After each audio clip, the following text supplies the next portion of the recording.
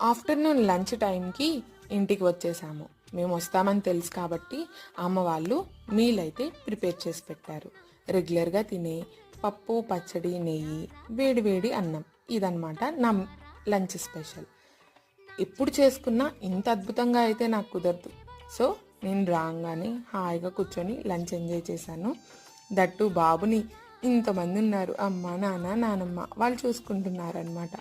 So హాయిగా కూర్చొని తిన్నాను. ఈలోపు పెద్ద బాబు అయితే లేచేశాడు. One of the main reason అనమాట నేను ఊరికి రావడానికి కారణం వీడే. ఎందుకంటే 2 months అయిపోయింది నేను వీడిని చూసి. అమ్మ నేను ఇద్దరిని మేనేజ్ చేసుకోలేనని చెప్పేసి తీసుకొచ్చేసింది. రాగానే నేను కొన్ని మెమరీస్గా ఉంటాయని చెప్పి క్యాప్చర్ చేశానన్నమాట. మీరు కూడా చూసేయండి.